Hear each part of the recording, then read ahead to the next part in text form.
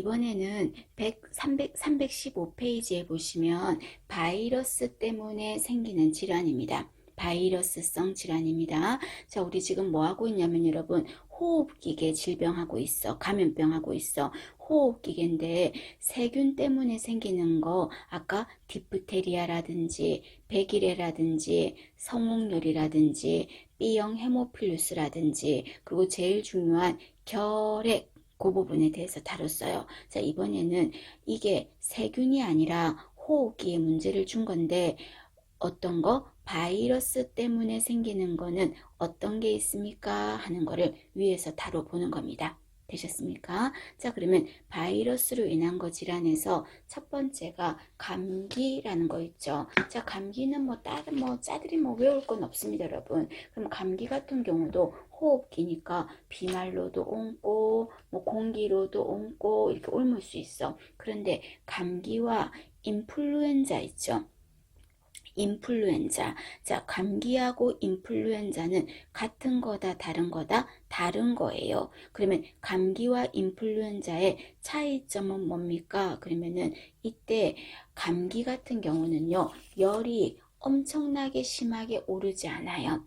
그런데 독감, 인플루엔자 있죠? 인플루엔자는 고열이 특징입니다. 열이 엄청나게 높으면 감기가 아니라고요. 되셨어요? 그럼 이때 감기에서는 코막힘, 재채기 이런 걸 뭘로 외우겠어요? 나타나는 거 감기 증상 아실 거니까 치료 및 간호에서 참고로 보시면 두 번째 줄에 보시겠어요? 두 번째 줄에 뭐라고 했냐면 다량의 수분을 섭취한다 라는 말 찾으셨습니까? 다량의 수분을 섭취하겠대. 물을 많이 먹겠대. 그럼 이때 물을 많이 먹어주는 이유가 뭡니까? 라고 문제집에서 언급을 할 거예요. 그닥 중요하진 않지만 그러면 다량의 물을 많이 먹어주는 이유가 우리 생각에는 열을 내리기 위해서 그거 하기 쉽다? 체온을 내리기 위해서 물을 많이 먹어준다. 그렇게 답하기 쉬운데 감기는 체온이 많이 오른다 그랬어요? 안 오른다 그랬어요? 열을 그렇게 안 나. 열은 있지만 고열은 아니라고. 그러면 물을 많이 먹는 이유가 열 때문은 아니라고요. 그러면 이때 감기인 경우는 왜 물을 많이 먹어줍니까? 다량의 수분을 섭취하라 그랬잖아요. 그 이유는 자, 이유 적습니다. 이유는 체내 독소를 어떻게 하고 싶다? 희석하고 싶은 거예요. 체내 독소를 희석하고 싶은 겁니다. 체내 독소를 희석하고 싶어서 다량의 수분을 섭취하는 겁니다. 되셨습니까? 그거 하나만 눈여겨보시고요. 자, 지금 두 번째 시간에서 제일 중요한 건 여러분 홍역이야. 홍역입니다. 자, 홍역은 정말 공중보건에서도 중요하고 아동간호에서도 중요하게 다루는 부분이 됩니다. 자, 홍역은 원인이 뭐다? 세균이다, 바이러스다. 우리 지금 뭐 하고 있어요? 바이러스 하고 있죠. 그래서 홍유풍, 바이러스라고 했지 않습니까? 홍역은 바이러스야. 그리고 호흡기계 문제이기 때문에 전파의 방법도 비말 전파가 됩니다. 그러면 이 증상을 드러내기 전 단계, 즉 감염이 되었는데 증상이 나타나기 전까지 그걸 뭐라고 합니까? 잠복기라고 하잖아요. 그럼 잠복기는 어느 정도가 됩니까? 그냥 참고로만 적어놔 주십시오. 잠복기는 10일에서 12일이 되겠습니다. 잠복기는 12일이 되겠습니다.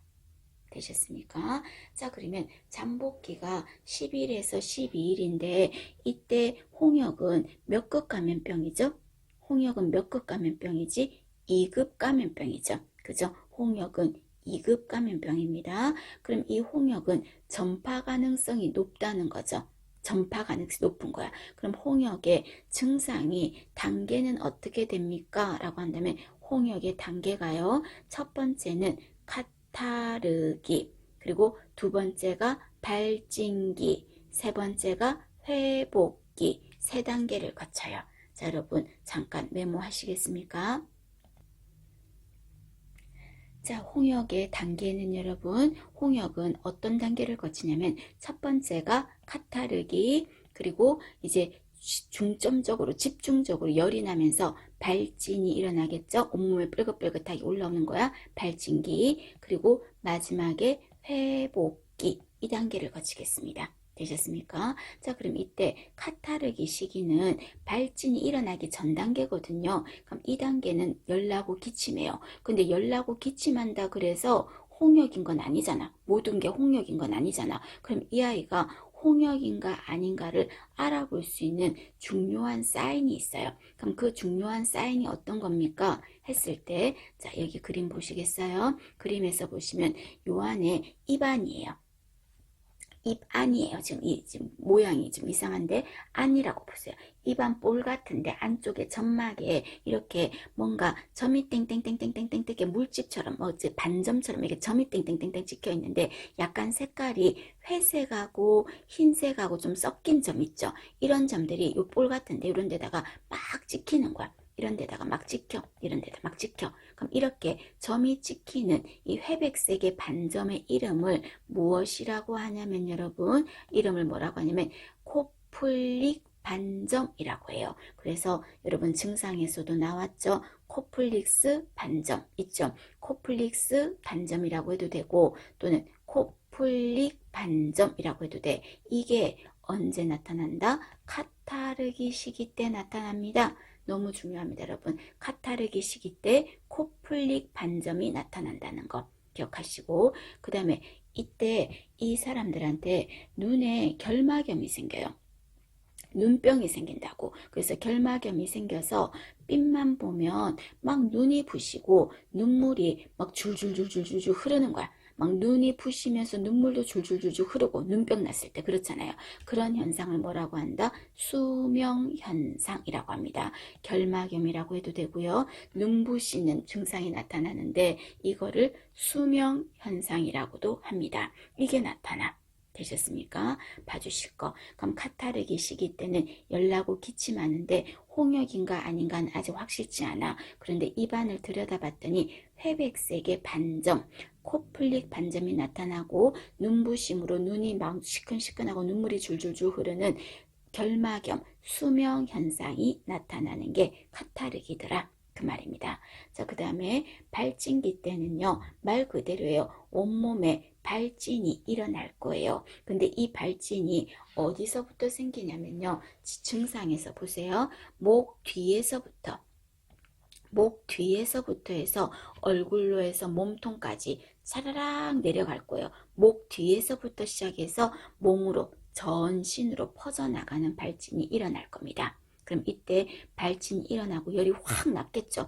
열이 확 나고 나서 이제 열이 떨어지면서 나아가는 과정을 회복기라고 하는 거예요. 자, 결론.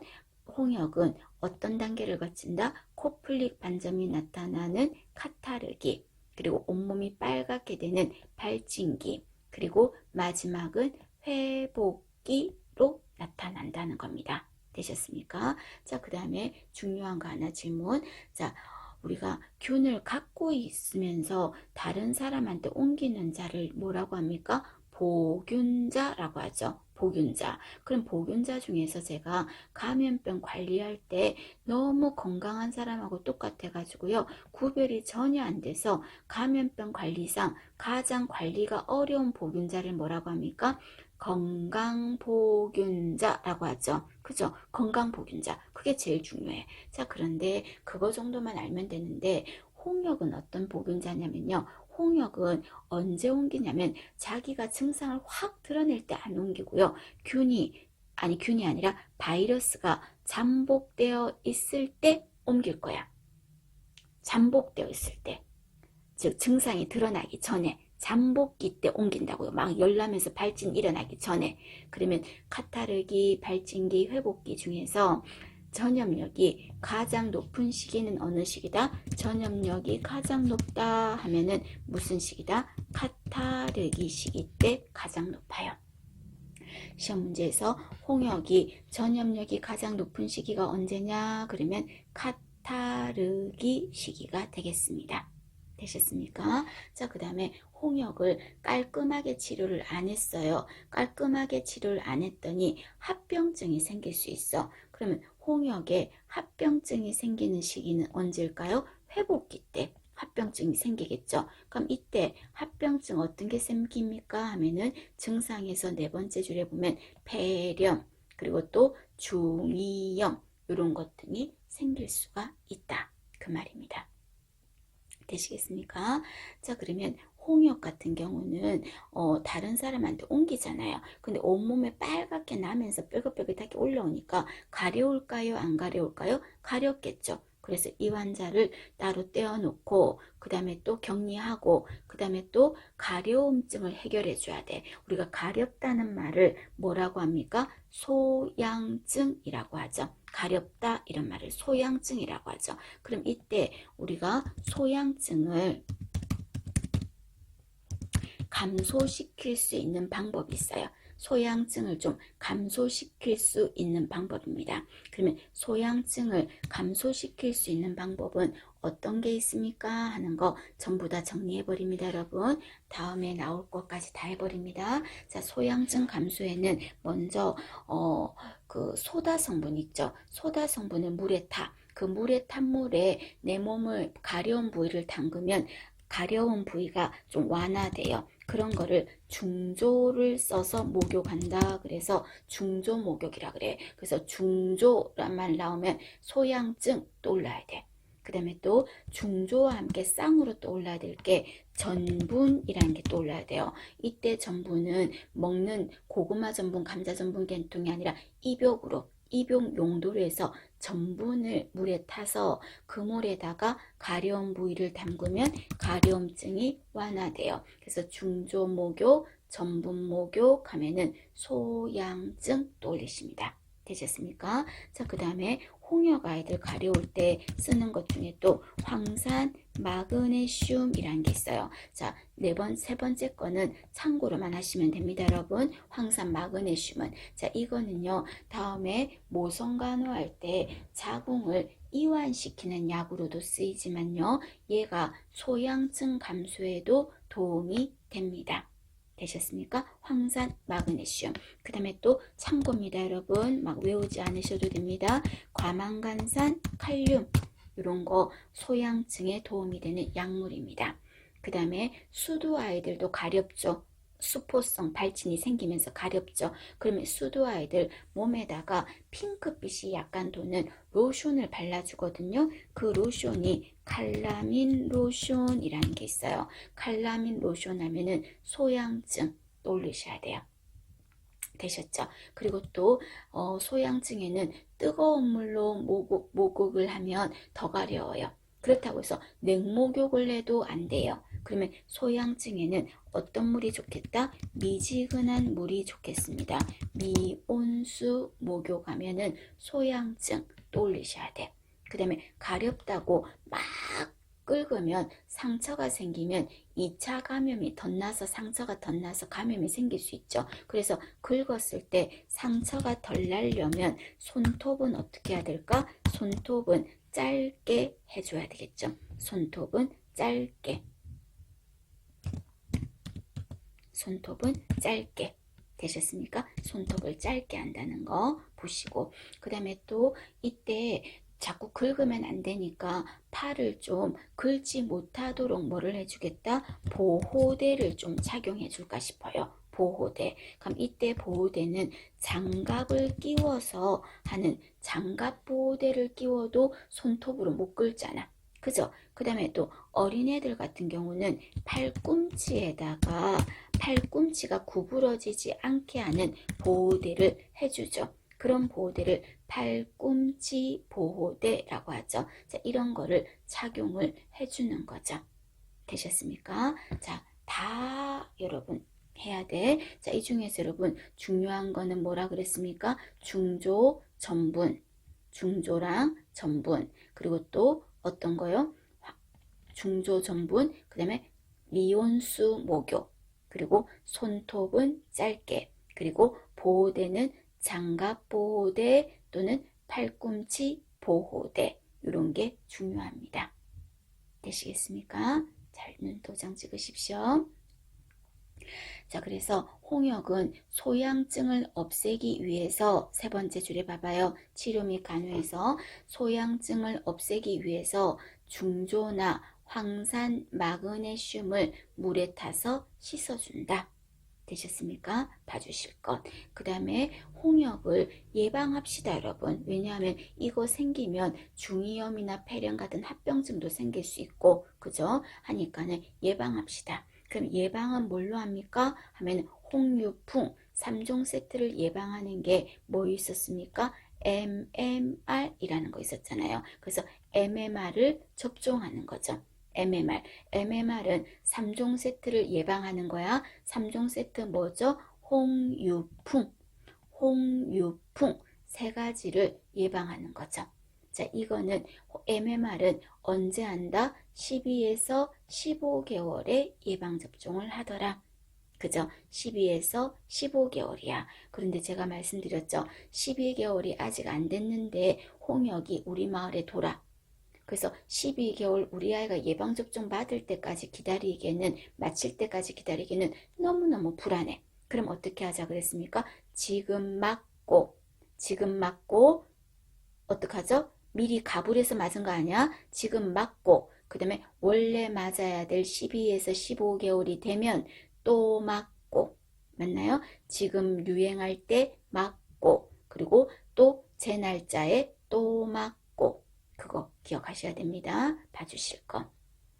그 다음에 이때 예방접종은 MMR은 안 생겼을 때 하는 거죠. 그죠? 이거는 무슨 면역이야? 인공 능동 면역인 거죠. 그런데 이미 홍역이 유행해. 그러면 이럴 때는 어떡할까요? 치료제를 주는 게 낫겠지. 홍역이 도는데 예방접종하기는 늦었잖아요. 그럼 홍역이 유행하면 치료제 뭐를 줄 수 있습니까? 그랬을 때 네 번째 줄에 보시면, 아니 여섯 번째 줄에 보시면 감마 글로불린을 사용하겠습니다. 자, 감마 글로불린은 쉽게 말해서 치료제다 생각하세요. 그럼 이거를 주사할게요. 그럼 감마 글로불린을 주사했다면 이거 질문 무슨 면역이지?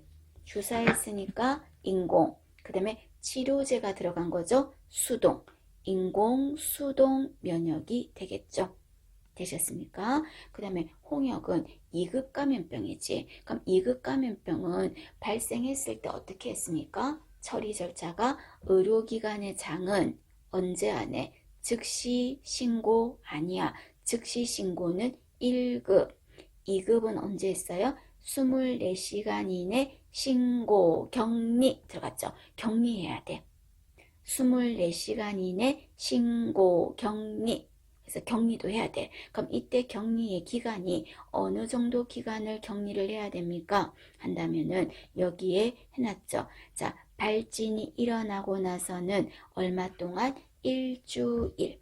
자, 발진이 일어나고 나서 일주일 정도 격리해요. 자, 그러면 발진이 끝나고 나아가는 시기를 뭐라고 합니까? 회복기라고 했는데, 자, 발진이 이제 열이 떨어졌어. 그럼 해열이라는 말은 열이 떨어진 거예요. 열이 떨어지고 나서는 얼마 정도 격리한다? 하루에서 이틀입니다.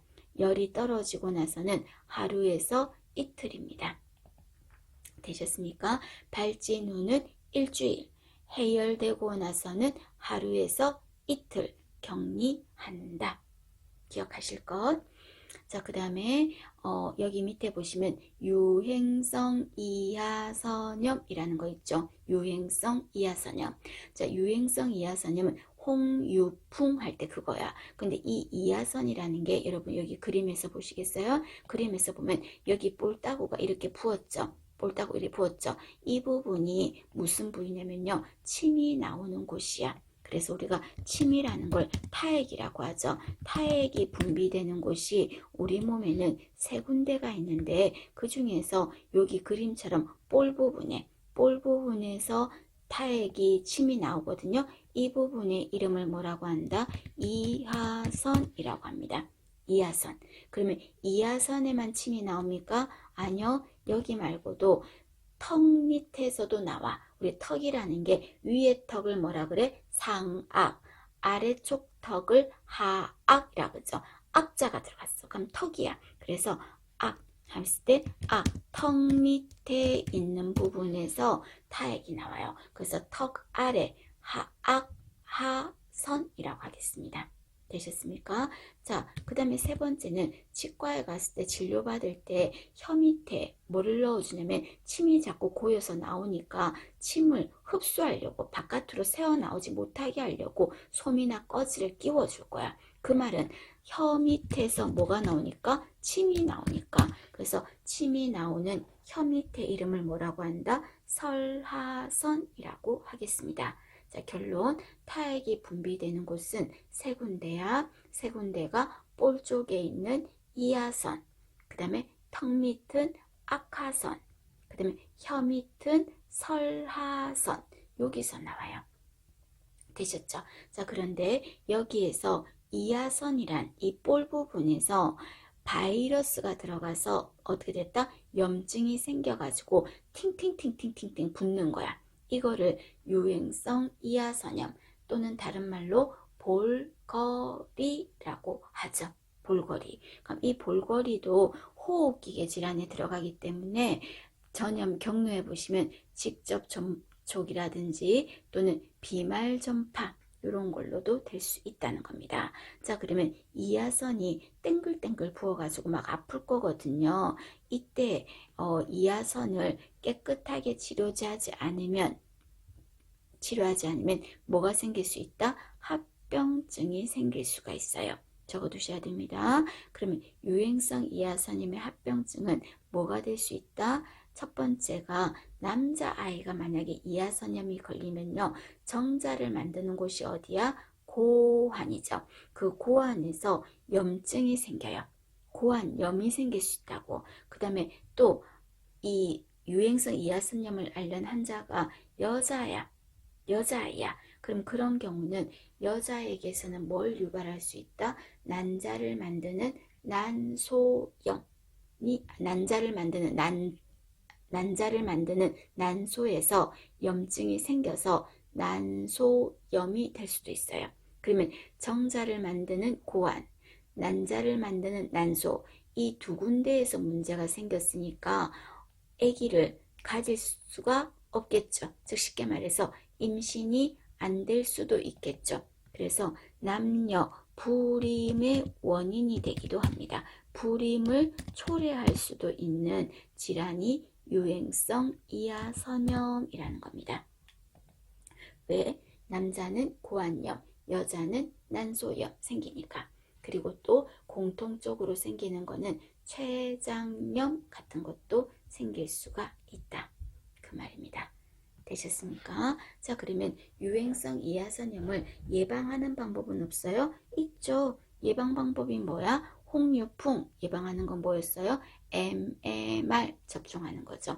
언제 접종했더라? 12에서 15개월. 12에서 15개월이죠. 그럼 이때 유행성 이하선염 볼거리는 주로 어느 계절에 많이 생깁니까? 한다면 적어놨죠. 늦은 겨울에서 봄 사이에 유행성 이하선염이 생길 수가 있다. 나이로 친다면 나이가 어떤 나이에 많다? 4세에서 14세. 4세에서 14세 사이에 호발하더라. 그럼 이 사람이 이하선염 때문에 이렇게 부었는지 다른 것 때문에 부었는지 알아보는 테스트를 해야 되겠죠. 그럼 이때 알아보는 테스트, 진단하는 테스트가 무슨 테스트입니까? 그랬을 때 지금 이하선이란 데가 뭐가 나오는 데입니까, 여러분? 침이 나오는데요. 지금 근데 그 자리가 아파 죽겠어. 근데 아파 죽겠는데 침이 자꾸 나오면 더 아프겠죠. 그죠? 그래서 이때 이하선염인가 아닌가 알아보려고요. 침 분비가 많이 나올 수 있는 음식을 먹여봐. 그러면 만약에 새콤한 거를 줬는데 환자가 입에 들어왔을 때 새콤하니까 타액이 나오는 침이 나오는 곳에서 어떻게 된다? 침 분비를 막 많이 시켜. 그럼 침 분비가 많이 되면 이하선은 침이 나오는 곳인데 아파 죽겠는데 자꾸 침을 만들으라고 하니까 이하선은 더 아파요.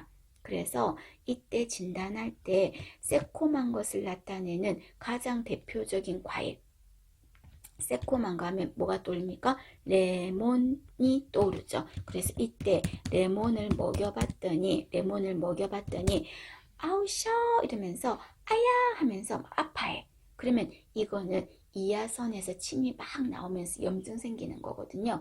이때는 뭐다? 당신은 이하선염이구나 이렇게 생각할 거고, 만약에 새콤한 걸 줬는데 하나도 아프다는 말은 없고 그냥 아우 셔라 뭐 그냥 이렇게만 반응을 했다면 그거는 이하선염이 아닐 거라고요. 그래서 이하선염을 알아보는 진단하는 테스트는 새콤한 것의 대표적인 음식 레몬을 먹여봐서 테스트를 한다. 그래서 뭐라고 한다? 레몬 테스트라고 하겠습니다. 되셨습니까? 자, 여러분, 우리 디프테리아를 알아보는 테스트를 뭐라고 했더라? DS. 디프테리아를 알아보는 거를 DS라고 했어요. 그 다음에 거꾸로 SD 할 수도 있죠. 그럼 이때 SD는 뭘까? S는 어떤 거죠? 성홍열. 성홍열은 디프테리아. 성홍열은 딕테스트. 디프테리아는 시크 테스트. 그 다음에 유행성 이하선염은 뭐다? 레몬 테스트. 되셨습니까? 결핵은 투베르쿨린 반응 검사. 투베르쿨린 테스트. 그거인 거죠. 되셨어요? 그래서 이거를 예방하는 건 MMR 접종이다. 인공 능동 면역이다. 그리고 남녀에게서 불임의 원인이 되기도 하는 거는 이하선염, 볼거리라는 거다. 되셨습니까? 자, 잠깐 보시죠.